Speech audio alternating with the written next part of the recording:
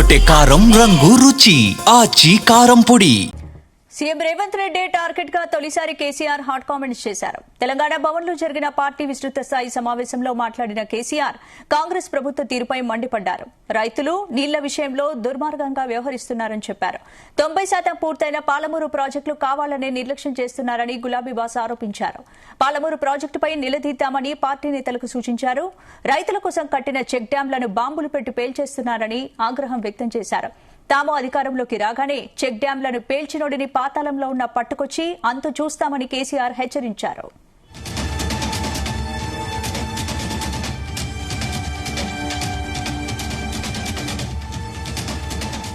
ఇందుకు సంబంధించి పూర్తి అప్డేట్స్ మా చీఫ్ న్యూస్ కోఆర్డినేటర్ రాధాకృష్ణ అందిస్తారు. రాధాకృష్ణ. గుడ్ ఈవినింగ్ స్పందన. సీఎం రేవంత్ రెడ్డి టార్గెట్ గా తొలిసారి మాజీ సీఎం బీఆర్ఎస్ అధినేత కేసీఆర్ చాలా హాట్ కామెంట్ చేశారని చెప్పవచ్చు.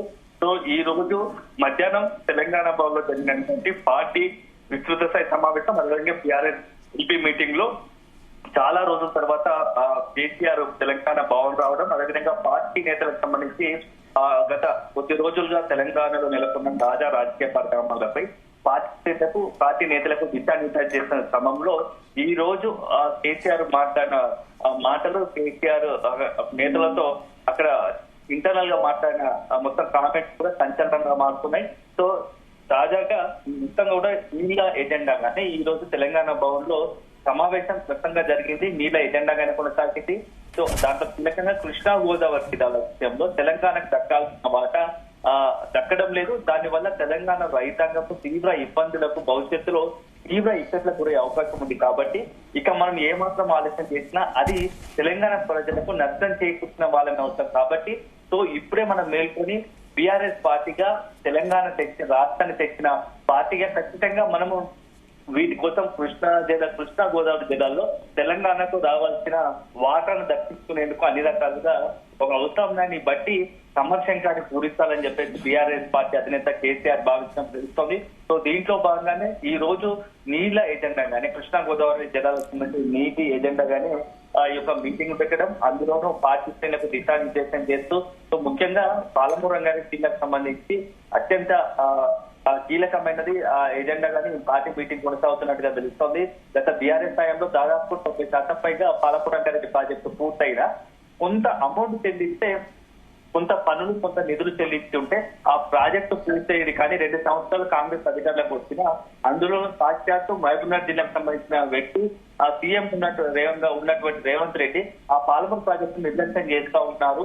దీనివల్ల ఉమ్మడి నల్గొండ జిల్లా, మహబూబ్నగర్ జిల్లా, రంగారెడ్డి జిల్లాలకు అత్యంత నష్టం జరిగే అవకాశం ఉంది. కాబట్టి వెంటనే మనం ఖచ్చితంగా బీఆర్ఎస్ పార్టీగా ఖచ్చితంగా తెలంగాణ రైతాంగం కోసం పోరాడాల్సి ఉంటుందని చెప్పేసి పార్టీ నేతలతో కేసీఆర్ అన్నట్టుగా తెలుస్తోంది. అదే సమయంలో తెలంగాణకు పాలమూరు రంగానికి సంబంధించి 95 టీఎంసీలు గత 91 టీఎంసీలు గత బీఆర్ఎస్ హయాంలో ప్రతిపాదించగా ఇప్పుడు ఉన్నటువంటి రాష్ట్ర ప్రభుత్వం మాత్రం కేవలం 45 టీఎంసీలు ఇచ్చినా సరే అని చెప్పేసి కేంద్రం వద్ద సాగిలపడేలాగా ఆ రాష్ట్ర ప్రభుత్వం తీరు ఉందని, ఇలా జరిగితే మాత్రం రాష్ట్రానికి అదేవిధంగా తెలంగాణకు దక్కాల్సినటువంటి నీటి కృష్ణా జలాల వాటా తగ్గిపోయి తీవ్ర నష్టం జరుగుతుంది అని చెప్పేసి కూడా కేసీఆర్ అన్నట్టు తెలుస్తుంది. సో ఈ నేపథ్యంలో ఎట్టి పరిస్థితుల్లో పాలమూరు రంగారెడ్డి ప్రాజెక్టుని ఎజెండాగా పెట్టుకొని దాన్ని ఆధారంగా చేసుకొని భవిష్యత్తులో సాగునీటికి సంబంధించి సాగునీటికి సంబంధించి పెద్ద ఎత్తున జలం కోసం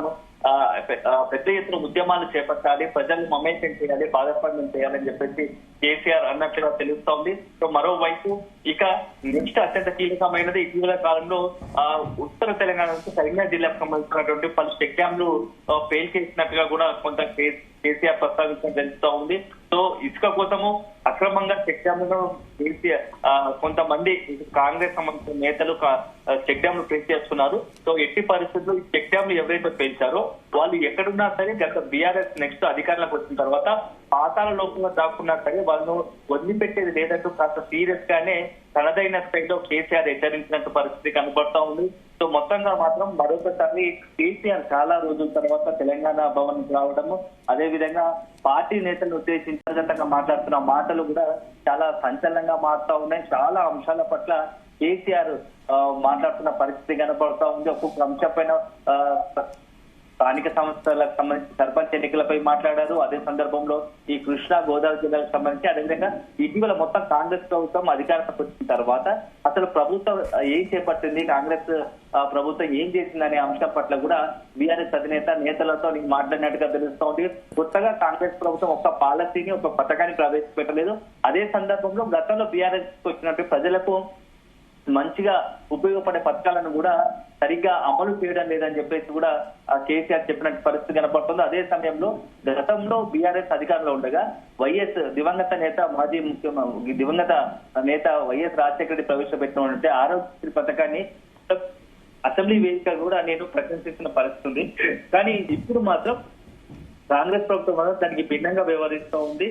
కనీసం కేసీఆర్ కిట్ లాంటివి చాలా పేద ప్రజలకు ఉపయోగపడే పథకాలను అమలు చేయడంలో పూర్తిగా విఫలమైంది అని చెప్పేసి కూడా కాస్త ఆగ్రహం వ్యక్తం చేసిన పరిస్థితి కనపడుతూ ఉంది. ఇప్పటికే 2 సంవత్సరాల కాలంలో కాంగ్రెస్ ప్రభుత్వం తీవ్ర ప్రజా వ్యతిరేకతను మూటగట్టుకుంది. ఇక భవిష్యత్తులో ఎట్లాగో బీఆర్ఎస్ అధికారంలోకి వస్తుంది. సో ఇప్పటి నుంచే మనం మరింత ప్రజలకు చేరుకోవాల్సినటువంటి అవకాశం ఉంది. దాంట్లో భాగంగానే ప్రజలు ఎక్కడెక్కడైతే ఇబ్బంది పడతారో ప్రజల సంబంధించి ఎక్కడెక్కడైతే అపరిష్కృత సమస్యలు ఉన్నాయో వాటి పరిష్కారం కోసం ప్రతిపక్షంగా ప్రధాన ప్రతిపక్షం ఖచ్చితంగా ప్రజలకు అండగా ఉంటూ ప్రజల మద్దతుతో పెద్ద ఎత్తున ప్రజా ఉద్యమాలు నిర్మించాలని ఇటు రాష్ట్ర ప్రభుత్వం అటు కేంద్ర ప్రభుత్వంపై అవసరంగా తెలంగాణ దక్కాల్సిన అన్ని వాటాలను దక్కించుకునేంత వరకు పోరాటాలు కొనసాగించాలని చెప్పేసి కూడా నేతలకు దిశానిర్దేశం చేసినట్టుగా తెలుస్తోంది. సో మొత్తంగా మాత్రం ఇప్పుడున్న పరిస్థితిలో కేసీఆర్ బయటకు రావడం చాలా రోజుల తర్వాత ఒక్కొక్కరిని టార్గెట్ చేస్తూ ఇప్పటికైతే అధికార పార్టీకి సంబంధించి కొంత సీరియస్ గానే మాట్లాడిన పరిస్థితి ఉంది. ఫిరాయింపు ఎమ్మెల్యేల విషయంలో కూడా నిన్న మొన్నటి వరకు ఫిరాయింపు ఎమ్మెల్యే విషయం కూడా పెద్ద ఎత్తున ఇటు 2 పక్షాల మధ్య మాటల యుద్ధం కొనసాగింది. ఈ నేపథ్యంలో బీఆర్ఎస్ అధినేత కేసీఆర్ దానిపై కూడా ఒక స్పష్టత ఇచ్చారు. సో స్పీకర్ తీసుకున్న నిర్ణయం పైన మరొకసారి న్యాయస్థానాలను ఆశ్రయిస్తామని చెప్పేసి కూడా బీఆర్ఎస్ అధినేత కేసీఆర్ ప్రకటించిన పరిస్థితి కనపడుతూ ఉంది. ఇక నెక్స్ట్ వచ్చేసి సర్పంచ్ ఎన్నికల్లో కూడా రీసెంట్ గా జరిగిన ఎన్నికల్లో పార్టీ గుర్తుపై జరిగినప్పటికీ మొత్తం కూడా ఆ ఎన్నికల్లో బీఆర్ఎస్ ను ప్రజలు ఆదరించారు. అదే సందర్భంలో కాంగ్రెస్ పైన ఉన్నటువంటి వ్యతిరేకతను తమ ఓటు ద్వారా మొత్తంగా కూడా బహిర్గతం చేస్తారని చెప్పేసి కూడా కేసీఆర్ ప్రకటించిన పరిస్థితి కనబడుతోంది. ఓవరాల్ గా మరి కాసేపట్లో బీఆర్ఎస్ అంటే కేసీఆర్ ప్రెస్ మీట్ పెట్టే అవకాశం ఉంది. సో ఇంటర్నల్ గా ఇన్ని విషయాలు మాట్లాడిన పరిస్థితి ఉన్న నేపథ్యంలో ఇక ప్రెస్ మీట్ పెట్టి పార్టీకి సంబంధించి ఈ రోజు ఇంటర్నల్ పార్టీ కార్యవర్గం ఎల్పీ సమావేశంలో చర్చించిన ఎజెండా, పార్టీ పరంగా భవిష్యత్తులో అమలు చేసిన వ్యూహాలు, అదే విధంగా కార్యక్రమాలపై ఒక స్పష్టత ఇచ్చే అవకాశం కనబడతా ఉంది. Right, thank you Radhakrishna.